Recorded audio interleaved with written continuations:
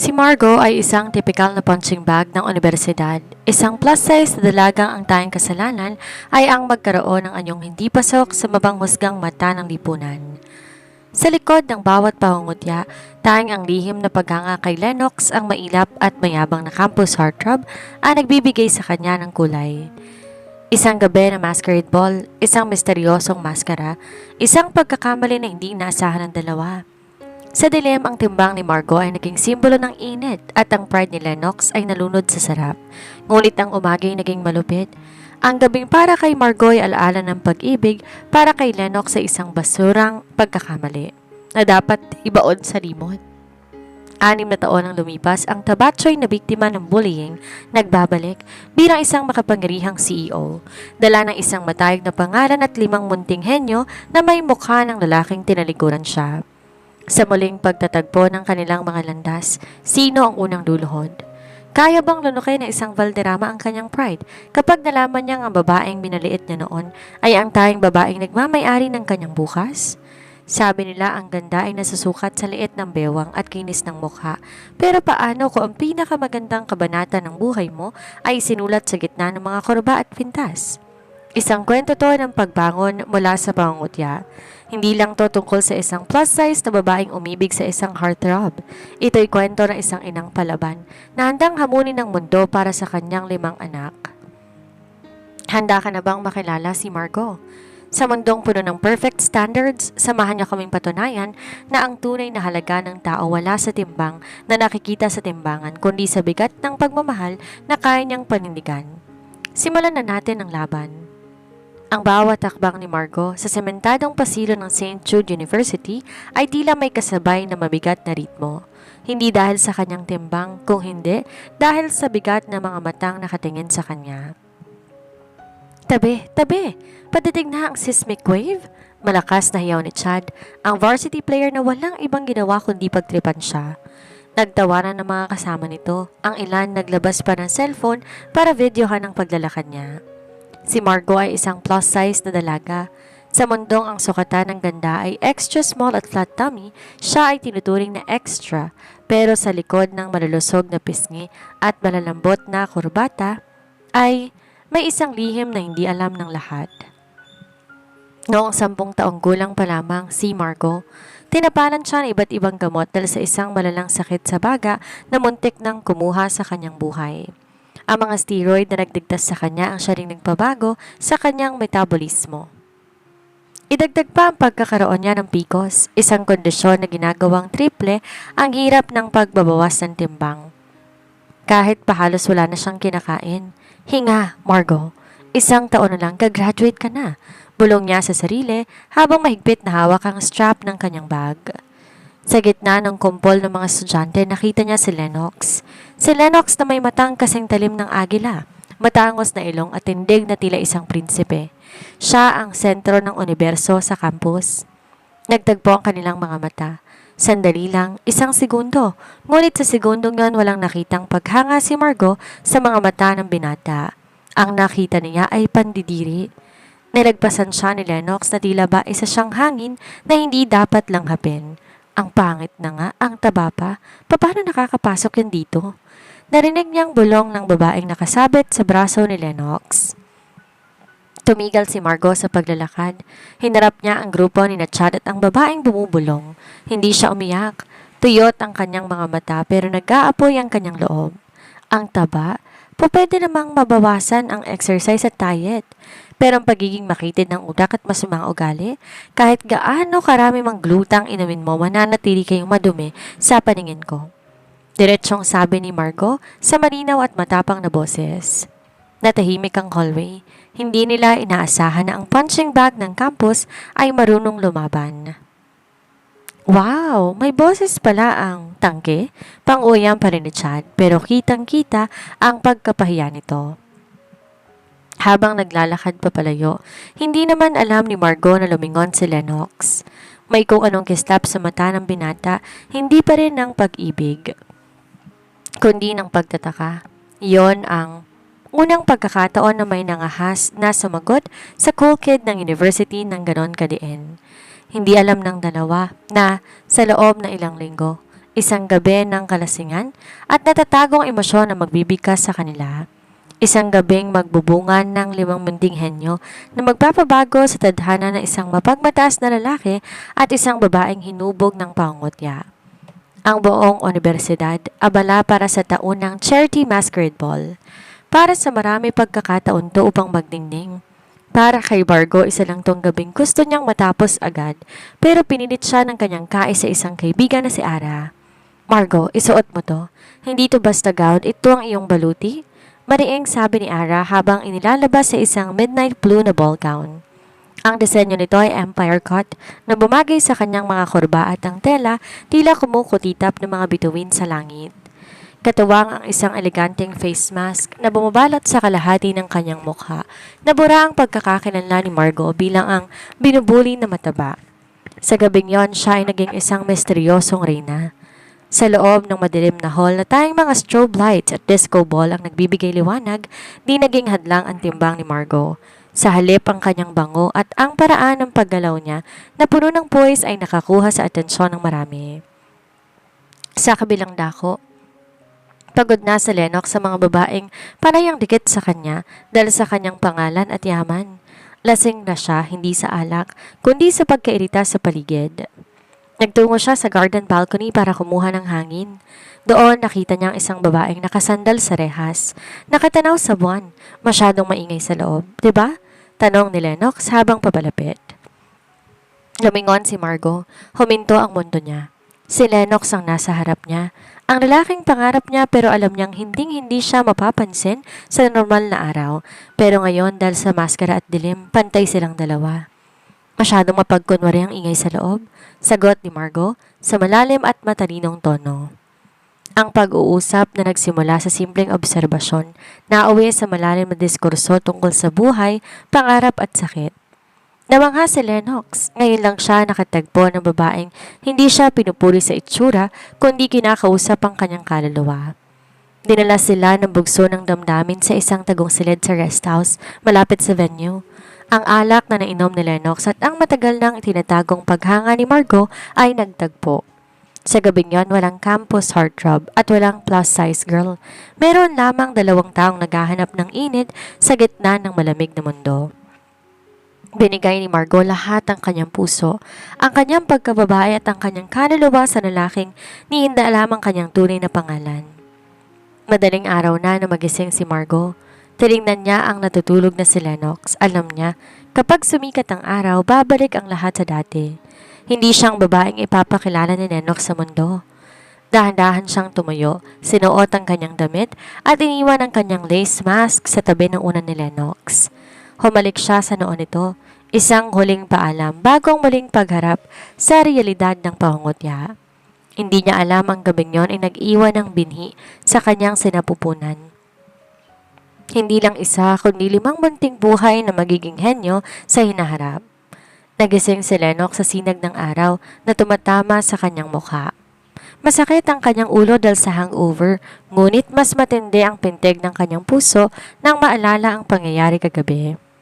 Sa unang pagkakataon, hindi niya naramdaman ang karaniwang pagkairita matapos na isang gabi. Sa halip, may kakaibang init na nananatili sa kanyang dibdib. Ngumiti ng kapain niya ang kabilang panig ng kama. Malamig na ito. Wala nang babaeng nagbigay sa kanya ng gabing pinakamakatotohanan sa buong buhay niya. Ang tanging naiwan ay ang asul na maskara at isang mantsa ng puting tela ng kama. Isang patunay na siya ang una para sa babaeng yon. Bagong umaga, balisa si Lennox. Hinahanap ng kanyang mga mata at ang bango at boses na narinig niya kagabi.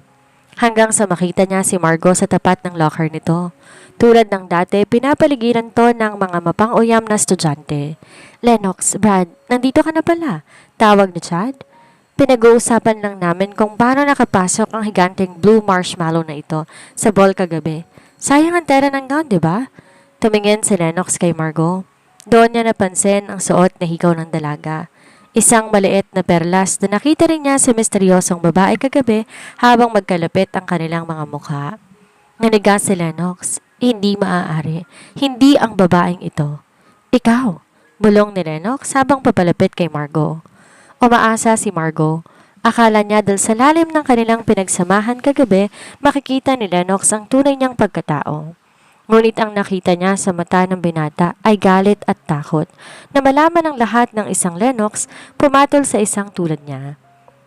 Lennox, mahinang tawag ni Margo, puno ng pag-asa ang boses. Huwag mong babanggitin ang pangalan ko. Malakas na bulyaw ni Lennox na ikinagulat ng lahat. Isang malaking pagkakamali ang lahat, Margo. Isang lasing na pagkakamali. Huwag mong isiping may nagbago dahil hindi ako papatol sa isang tulad mo. Tumalikod si Lennox at mabilis na naglakad papalayo. Iniwan si Margo na nakatayo sa gitna ng hallway habang pinagtatawanan ng lahat. Hindi umiyak si Margo sa harap nila. Tiniis niya ang hapdi hanggang sa makarating siya sa loob ng cubicle ng banyo at doon niya ibinuhos ang lahat ng sakit. Ngunit habang umiiyak, bigla siyang nakaramdam ng matinding pagkahilo at pagsusuka. Sa una akala niya dahil lamang to sa stress at sama ng loob, ngunit lumipas ang ilang linggo at hindi dumating ang kanyang buwan ng dalaw. Doon, nagsimulang magbago ang lahat. Habang si Lennox pilit na ibinabaon ang alaala ng gabing yon sa alak at party, si Margo naman humarap sa isang bagong realidad.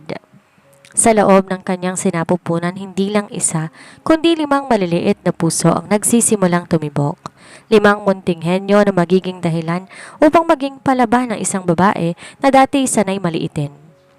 Ang balita tungkol sa pagbubuntis ni Margo, mabilis na kumalat. Natila isang apoy sa tuyong damo. Sa loob ng unibersidad, ang pangungot niya naging mas malupit. Hindi lang ang kanyang timbang ang pinagtatawanan ngayon, kung hindi ang kanyang kapahangasan na magpabuntis nang di man lang alam ng lahat kung sinong ama. Sino kayang pumatol sa kanya? Siguro sobrang lasing o kaya binayaran niya. Maririnig ang mga bulungan sa cafeteria.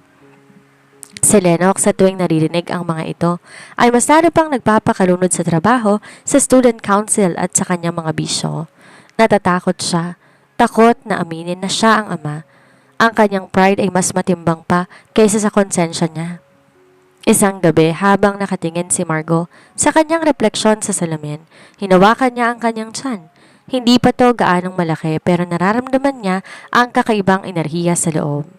Hindi ko kayo hahayaang lumaki sa mundong ito na puno ng puot, bulong niya sa mga bata. Hindi naging madali ang pag-amin sa kanyang mga magulang. Bagamat masakit para sa kanila, hindi siya tinalikuran ng kanyang ina. Margo, anak, kung dito ka mananatili, lalamunin ka ng hiya at ng stress.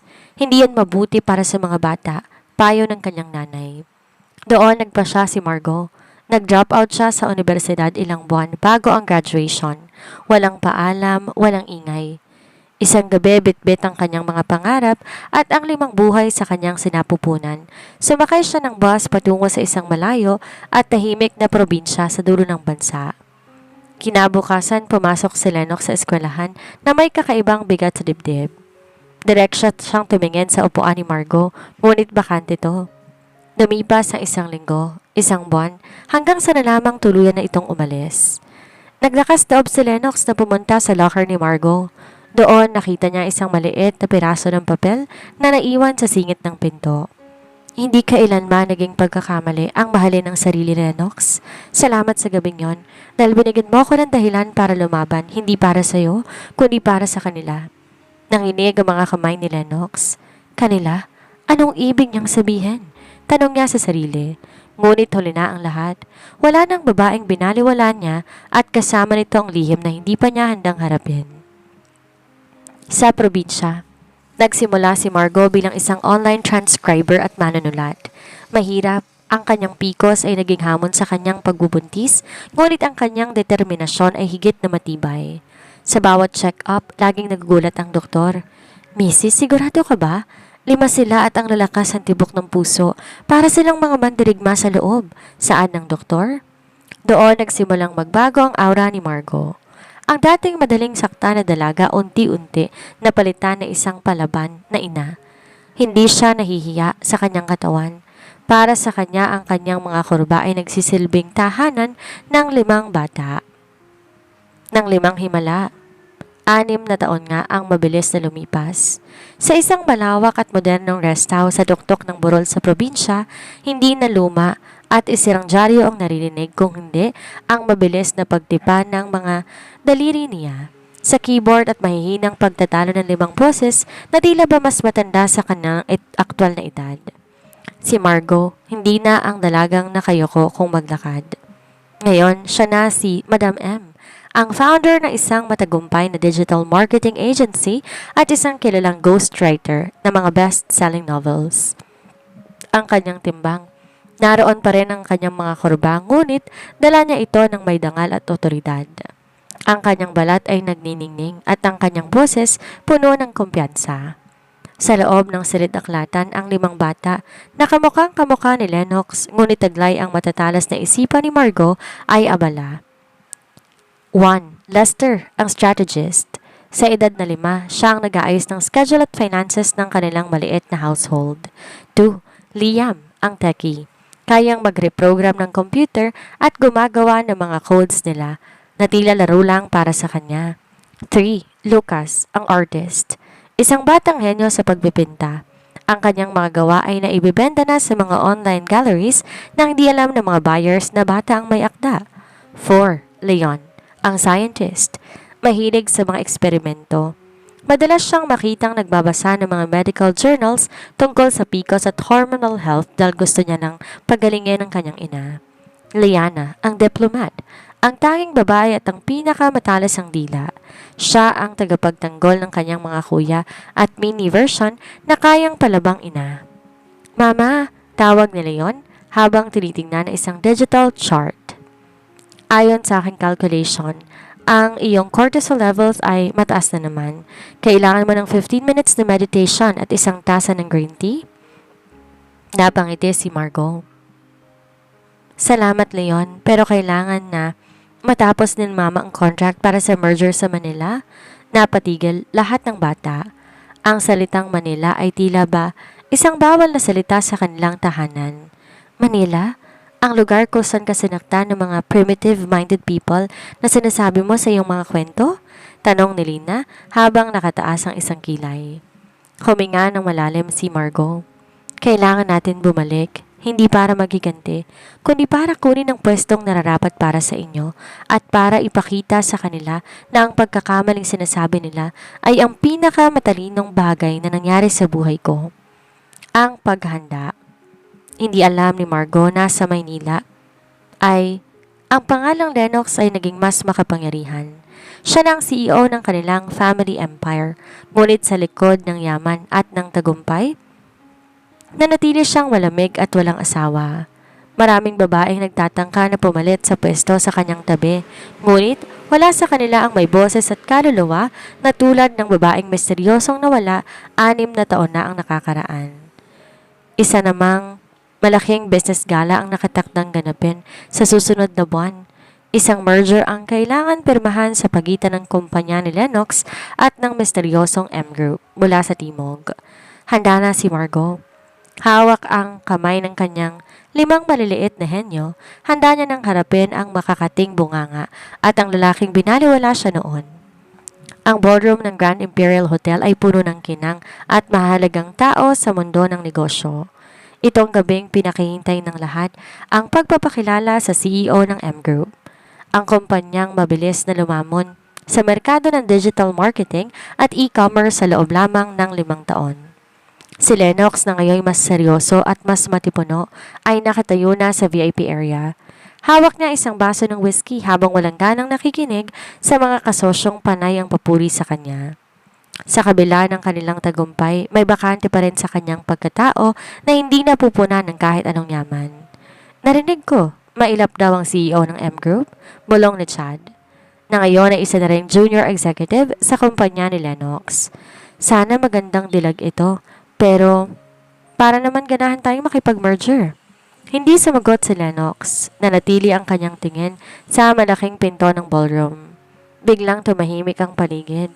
Ang malaking pinto ay bumukas at isang babae ang pumasok na tila isang reyna. Suot ni Margo ang isang custom-fit scarlet gown na mayakap sa bawat kurba ng kanyang katawan. Hindi niya itinago ang kanyang pagiging plus size. Sa halip, ginamit niya ito upang ipakita ang isang uri ng ganda na hindi kayang pantayan ng mga karaniwang modelo. Ang kanyang buhok ay nakaistilong vantage waves at ang kanyang mga mata ay puno ng otoridad. Si Margot? Nauutal na tanong ni Chad. Halos malaglag ang panga nito. Hindi makapaniwala si Lennox. Ang babaeng binubuli niya lamang noon. Ang babaeng tinawag niyang pagkakamali ay ang babaeng nasa harap niya ngayon na puno ng kumpiyansa, yaman at kapangyarihan. Diretsyong naglalakad si Margot patungo sa gitna. Hindi man lamang tinitingnan ng mga taong dati ay pinagtatawanan siya. Huminto siya sa harap ni Lennox. Ang bango niya, ang pamilyar na amoy ng vanilla at lavender ay agad na nagpabilis sa tibok ng puso ng lalaki. Good evening, Mr. Lennox Valderrama. Malamig, ngunit eleganteng bati ni Margot. Ang kanyang boses ay mas malalim na ngayon, mas matapang. Margot, ikaw ba talaga yan? Tanging nasabi ni Lennox. Gusto niyang humingi ng tawad. Gusto niyang itanong kung saan siya nagpunta. Pero nanuyo ang kanyang lalamunan. I am Margot Villamor, CEO of M Group, and I'm not here for a union, Mr. Valderrama. I am here for the contract. Sagot niya habang iniaabot ang isang folder. Ang kanyang mga mata ay walang bakas ng dating paghanga, tanging profesionalismo at distansya. Bago pa man makasagot si Lennox, 5 maliliit na bata na naka-miniature tuxedos ang tumakbo patungo kay Margot. Mama, the security protocol of this building is outdated. I've already mapped the exits. Seryosong sabi ni Liam habang hawak ang isang maliit na tablet. And Mama, the sugar content of the desserts here is too high. You shouldn't eat them, dagdag ni Leon. Nanigas ang buong ballroom. Ang 5 bata na may pare-parehong matatabil na dila at matatalas na isipan ay tumingin ng sabay-sabay kay Lennox. Ang kanilang mga mata, ang hugis ng kanilang mukha at ang aura nila tila mga carbon copy ng lalaking nasa harap nila. Sino sila? Tanong ni Lennox. Ang boses nanginginig sa takot at pag-asa. Tumingin si Margot kay Lennox ng may mapait na ngiti. Sila ang pagkakamaling binaliwala mo. 6 na taon nang nakakaraan, Lennox. Meet Lester, Liam, Lucas, Leon and Diana. My children, my geniuses. Sa gitna ng mapanghusgang mundo ang katotohanan sa wakas ay sumabog. At si Lennox ang unang kailangan lumunok ng sarili niyang pride. Ang katahimikan sa ballroom naging sing bigat na isang hatol. Ang mga bata na animoy mga munting kawal ay pumalibot kay Margot habang matalim ang tingin kay Lennox. Alam ng mga bata ang kwento, hindi ang buong detalye, kundi ang katotohanang may isang lalaking sumugat sa puso ng kanilang ina. Mama, bakit nakatulala ang lalaking to? Is he having a cognitive glitch? Tanong ni Lester, ang strategist, habang sinusuri ang mukha ni Lennox. Maybe his RAM is too low to process our existence. Dagdag ni Liam nang di inalis ang tingin sa kanyang tablet. Namutla si Lennox. Ang bawat salita ng mga bata ay tila sampal sa kanyang pagkatao. Tinignan niya ang 5, magkakaiba ang ekspresyon, pero iisa ang hugis ng panga. Iisa ang kislap ng mga mata. Ang kanyang mga mata. Hindi na nakatiis pa si Lennox. Hinawakan niya ang braso ni Margot, hindi marahas, kundi puno ng pakiusap. Margot, kailangan natin mag-usap. Ngayon din? Sa isang pribadong silid sa itaas ng hotel, hinarap ni Margot ang lalaki na dating nagpapaiyak sa kanya sa hallway. Nakatayo siya ng tuwid. Ang mga bata ay nasa labas kasama ng kanyang mga bodyguard. Bagamat alam niyang malamang naka-wiretap na si Liam sa loob ng kwarto gamit ang kanyang gadget. Anong sasabihin mo, Lennox? Na nagkamali ka na naman? Na hindi makakalaing magiging ganito ang kinalabasan? Panimula ni Margot. Ang boses ay kalmado pero tila may talim. Bakit hindi mo sinabi? 6 na taon, Margot. 6 na taon akong naghahanap, nagtataka, pero wala akong nahanap. Sigaw ni Lennox, puno ng pagsisisi. Naghahanap? Tumawa si Margot, isang mabait na tawa. Naghahanap ka ba talaga? O pinaniwala mo lang ang sarili mo na naghahanap ka para gumaan ang konsensya mo? Noong gabing iniwan mo ako sa hallway at tinawag na pagkakamali sa harap ng lahat, doon pa lang, pinatay mo ng karapatan mong malaman ang tungkol sa kanila? Ang paglunok sa pride. Napaluhod si Lennox. Ang dating hari ng campus, ang CEO na kinatatakutan ng lahat, ay nasa paanan ngayon na isang babaeng dati ay binaliwala niya. Patawarin mo ako, Margo. Hindi ko alam. Nung araw na yon natakot ako. Natakot ako sa sasabihin ng iba. Sa sasabihin ng pamilya ko, ang duwag ko. Pero simula nang umalis ka, walang gabing hindi kita naisip. Ang bango mo, ang boses mo, yung maskara mo, nasa akin pa rin. Sandaling natigilan si Margo. Hindi niya inaasahang itinago nito ang maskara. Pero sapat ba ang isang maskara para burahin ang 6 na taon na pagiging single mother sa gitna ng pangungutya? Hindi sapat ang sorry, Lennox. Ang mga anak ko, hindi sila kailangan ng isang ama na ngayon lang nagpakita dahil nagtagumpay na ako. Kung babalik ka dahil lang nakita mong maganda at mayaman ng tabatsoy na binubuli mo noon, mas mabuti pa na lumabas ka sa kwartong to. Ang hamon ni Liana. Biglang bumukas ang pinto, pumasok sa Liana ang munting diplomat. Nakapamewang ito habang nakataas ang kilay kay Lennox. Mister, if you want to be part of our lives, you have to undergo a series of tests. We don't accept biological contributions as a valid reason for entry. Matapang na sabi ng bata. Tumingin si Lennox sa kanyang anak. Anong kailangan kong gawin? Everything, sagot ni Liana. Starting with proving to us that you're better than the man who broke our brother's heart. Tumayo si Lennox, ang mga mata puno ng determinasyon. Gagawin ko, kahit gaano katagal, kahit gaano kahirap. Tumingin siya kay Margo. Hindi ko susukatin ang halaga mo sa itsura mo o sa yaman mo ngayon, Margo. Susukatin ko to sa kung gaano kita kamahal simula pa nung gabing yon at kung paano ko yun itatama simula ngayon. Hindi biro ang hinarap ni Lennox. Kung akala niya sapat na ang kanyang yaman at kapangyarihan upang makuha ang loob ng mga anak, nagkakamali siya. Ang mga anak ni Margo hindi nasisilaw sa mamahaling laruan at tsokolate. Sila ay mga munting henyo na may sariling security protocol. Kinabukasan, maagang nagpadala si Lennox ng 5 magkakaibang regalo sa opisina ni Margo. Bawat isa ay nakakustomize para sa interes ng mga bata. Kay Lester, isang rare set ng antique chess pieces. Kay Liam, ang pinakabagong quantum processor unit. Kay Lucas, isang set ng handmade oil paints mula sa Italy. Kay Leon, isang professional guide medical microscope. Kay Liana, isang koleksyon ng mga unang edisyon ng mga libro tungkol sa international law. Pagdating ng hapon, nakatanggap si Lennox ng isang email, hindi mula kay Margo, kundi mula sa isang encrypted address. Mr. Valderrama, your gifts have been received. However, tangible assets do not equate to emotional investment. Meet us at the park, 4 p.m. No bodyguards, no cameras, just you. Nang makarating nga si Lennox sa parke, nakita niya ang 5 na nakaupo sa isang picnic mat, habang si Margo ay nakatanaw mula sa malayo. Nagbabasa ng libro, tila hinahayaan ng mga bata na i-interrogate ang kanilang ama. Umupo ka, mister? Utos ni Lester. Naupo si Lennox sa damuhan. Walang pakialam kung marumihan ang kanyang mamahaling suit. Anong gusto niyong malaman? Bakit ka bumalik? Diretsyong tanong ni Liana. Is it because Mama is now a high-value asset? O dahil natatakot ka ng iyong legacy mapunta sa amin nang hindi mo kami kontrolado?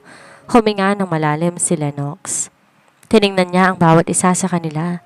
Bumalik ako dahil natanto ko na ang pinakamalaking pagkakamali ko ay hindi ang huling gabing yon sa masquerade ball, kung hindi ang hayaan ng pride ko na magbulag-bulagan hanggang sa nararamdaman ko para sa iyong ina. Hindi ko kailangan kayo para sa legacy ko. Ako ang kailangan ninyo bilang ama na handang bumawi sa bawat segundong wala ako. Iniabot ni Liam ang kanyang tablet kay Lennox. I hacked into your company's old files, Mr. Valderrama. Nakita ko ang mga usapan ninyo ni Chan noong college. Tinawag mo si Mama na pagkakamali. Paano mo papatunayan na hindi mo kami kinakahiya ngayon? Nanlumo si Lennox. Ang mga kasalanan ng kanyang kabataan ay nakalatag sa harapan niya. Lumingon siya kay Margo na ngayon nakatayo na at papalapit sa kanila. Hindi ko mabubura ang nakaraan. Liam, sabi ni Lennox, ang boses ay nanginginig sa emosyon. Pero simula sa araw na ito, handa akong ipagsigawan sa buong mundo na ang iyong ina ang pinakamagandang bagay na nangyari sa akin. At kayo ang patunay na hindi ako karapat-dapat para sa kanya. Pero susubukan kong maging karapat-dapat para sa inyo. Sapat na yan mga anak, saway ni Margot.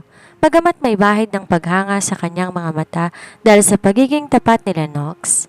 Lennox, ang pagiging ama ay hindi isang kontrata na po pwedeng pirmahan at tapos na. Ito ay binuo ng tiwala. Bigyan mo ko ng pagkakataon, Margot. Pakiusap ni Lennox. Hayaan mo ko ipakita sa mga taong nang api sa'yo noon kung sino talagang nawalan. Sa gabing yon, isang video ang nag-viral sa social media. Si Lennox Valderrama sa kanyang sariling official page ay nag-post ng isang larawan. Ang asul na maskara mula sa ball, 6 na taon na ang nakalilipas. Ang caption, "The biggest blessing of my life started with a mask and a night I almost threw away.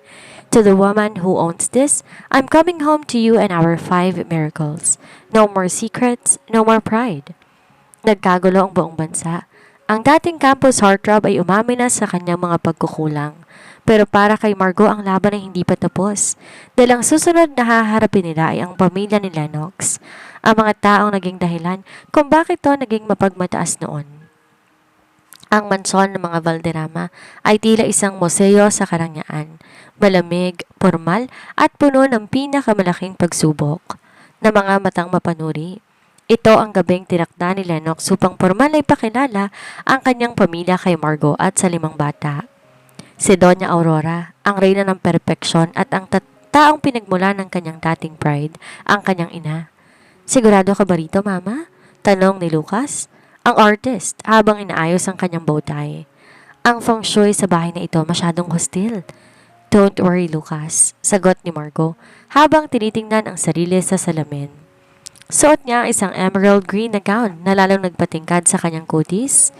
"Hindi tayo naririto para magustuhan nila. Narito tayo para ipakita kung sino tayo." Pagpasok nila sa dining hall, ang tunog ng kanilang mga hakbang ay tila isang hamon. Nakaupo sa dulo ng isang mahabang mesa si Doña Aurora, kasama ng ilang mga malalapit na kamag-anak. Nang makita nila si Margot, hindi na nakaligtas sa paningin ng dalaga ang mabilis na pagtaas ng kilay ng matanda. "So, ikaw pala ang babaeng gumugulo sa isipan ng anak mo," bungad ni Doña Aurora. Ang boses ay parang yelo. "Inaasahan kong isang sabihin na nating mas tradisyonal ang ganda." Hindi natinag si Margot. Ngumiti siya ng matamis. "Ang tradisyon nagbabago, Doña Aurora. Tulad ng pagbabago ng panahon. Ang ganda hindi nasusukat sa liit ng bewang kundi sa laki ng narating at lalim ng isipan." Nagsimula ang hapunan. Sinubukan ng mga kamag-anak ni Lennox na maliitin ang mga bata. Masyado pa silang bata para magsalita ng Ingles ng ganyan, puna ng isang tiyahin ni Lennox. Baka naman masyado silang pinupush ng kanilang ina para magmukhang matalino. Tumingin si Leon sa pagkain. "Actually, tita, our cognitive development is a result to explain of advanced genetics and a high-nutrient diet combined with environment that fosters critical thinking. It's not pushing, it's nurturing. Would you like me to explain the neuroplasticity involved?" Natahimik ang buong mesa. Sinubukan ni Doña Aurora na balikan si Margot. "Narinig ko naging mataba ka raw dahil sa sakit. Isang Valderrama na may genetic weakness? Hindi yan magandang tingnan sa aming bloodline." Dito na sumabog ang galit ni Lennox, pero bago siya makapagsalita, tumayo na si Margot. "Ang tinatawag ninyong weakness, Doña Aurora, ang dahilan kung bakit ako buhay ngayon," mariing sabi ni Margot. "Ang katabaan ko hindi kapansanan, ito ay simbolo ng aking pakikipaglaban sa sakit habang daladala ko ang 5 buhay na ngayon ay nasa harapan ninyo. Kung ang batayan ninyo ng bloodline ay ang panlabas na anyo lamang, baka naman ang pamilya ninyo ang may kakulangan. Kakulangan sa puso at tunay na katalinuhan." Tumayo rin ang 5 bata, handang umalis kasama ng kanilang ina. "Lennox," tawag ni Margot sa lalaki, "hindi ko kailangan ng basbas ng pamilyang to. Ang mga anak ko ay mga henyo pero higit sa lahat, tinuruan ko silang magkaroon ng respeto sa sarili. Kung di mo kayang ipagtanggol ang dangal namin sa loob ng sarili mong tahanan, hindi mo kami deserve.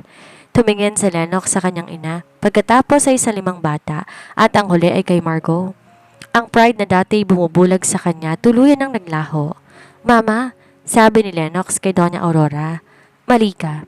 Hindi si Margot ang kailangan maging karapat-dapat sa atin. Tayo, lalo na ako, ang kailangan magmakaawa para mapatawad nila. Kung hindi mo sila matatanggap, hindi mo rin ako anak simula sa gabing ito. Hinawakan ni Lennox ang kamay ni Margot at sabay-sabay silang lumabas ng mansyon. Iniwan ang mga Valderrama sa gitna ng kanilang malamig at walang lamang karangyaan.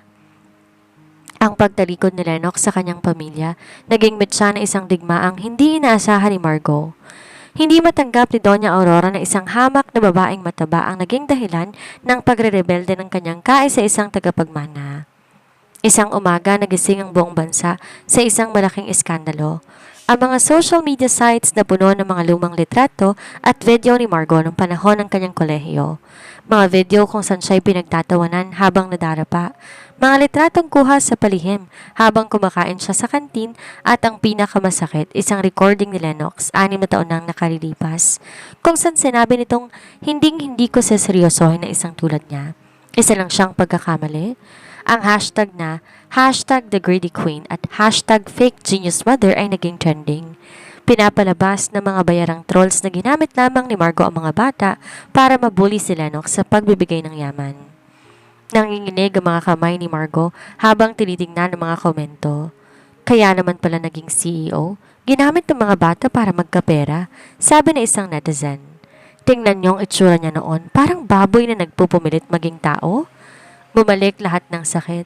Ang pakiramdam ng maliit na batang laging nagtatago sa banyo para umiyak ay muling bumangon. Sa loob ng ilang oras nagkulong si Margot sa kanyang silid. Ngunit hindi siya nag-iisa. Sa labas ng kanyang pinto, maririnig ang mabilis na pagtipa ng keyboard. Si Liam at Lester hindi umiiyak. Sila ay nagtatrabaho.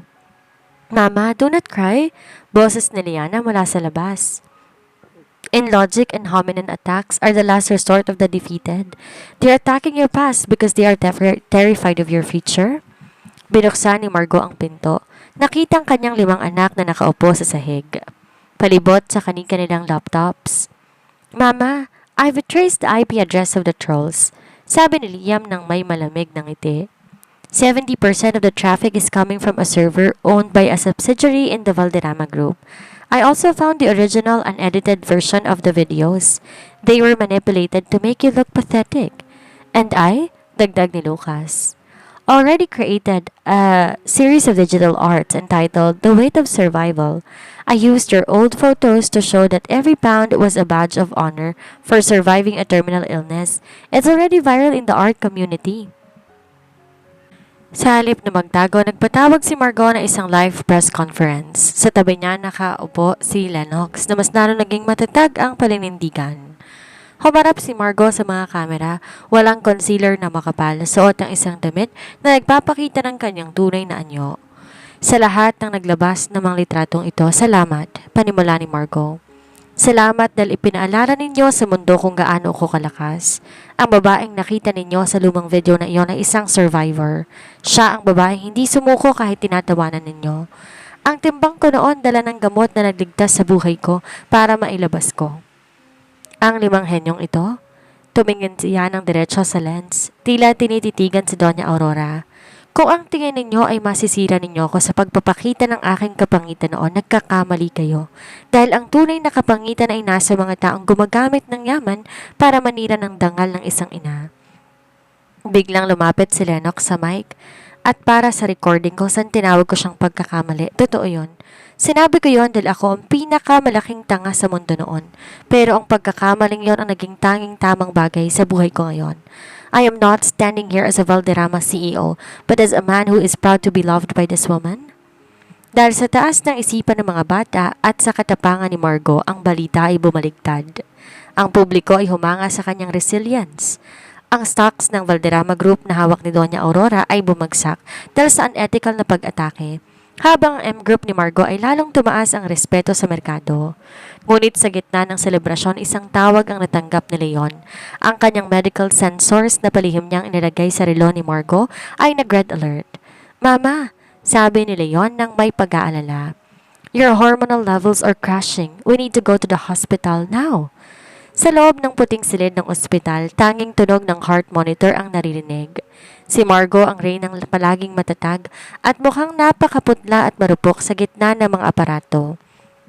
Ang matinding stress mula sa iskandalo at ang mga taon ng pagpapagal bilang isang single mother ay sumingil na sa kanyang katawan.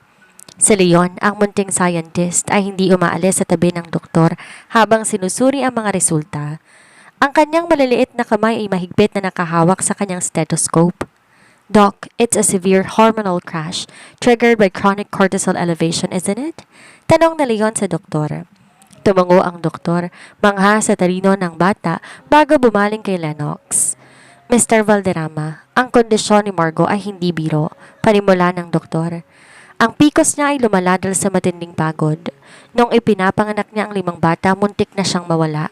Sabi sa records niya sa probinsya, pinili niyang huwag sumailalim sa mga operasyong makakatulong sa kanyang timbang at kalusugan noon dahil maaapektuhan ang kanyang pagpapasuso at pag-aalaga sa mga bata. Napatakip ng mukha si Lennox. Sa bawat salita ng doktor, lalong nadudurog ang kanyang puso.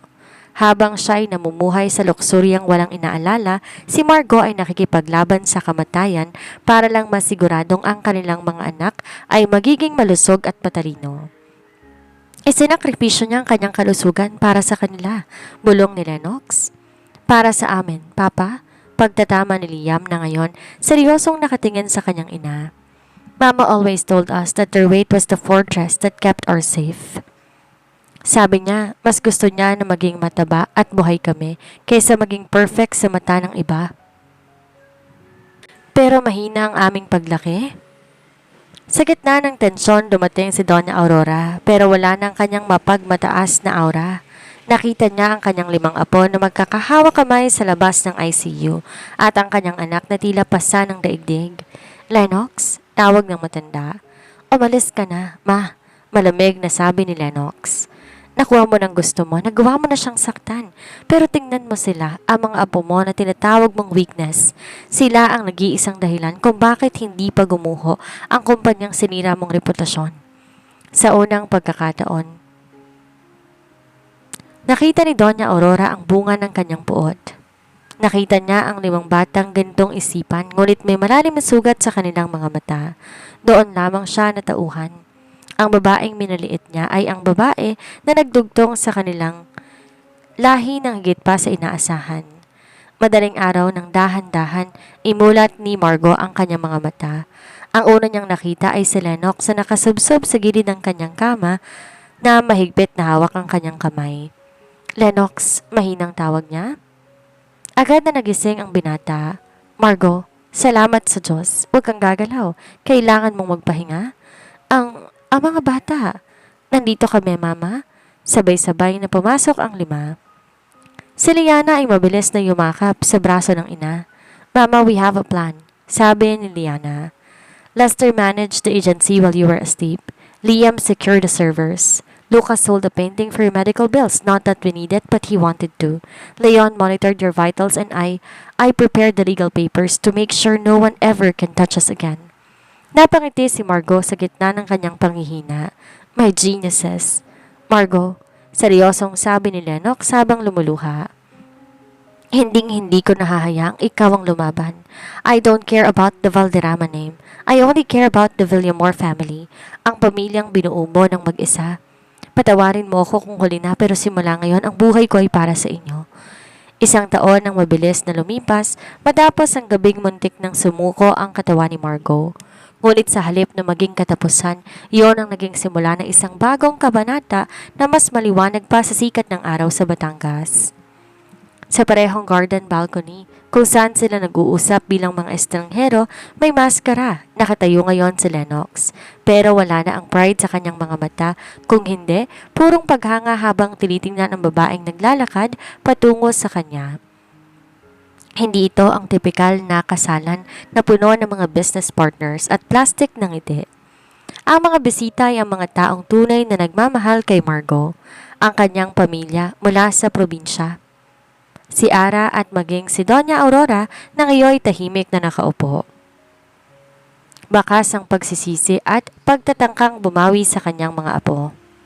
Si Margot ay naglalakad sa aisle, suot ng isang ivory lace gown na disenyo mismo ni Lucas.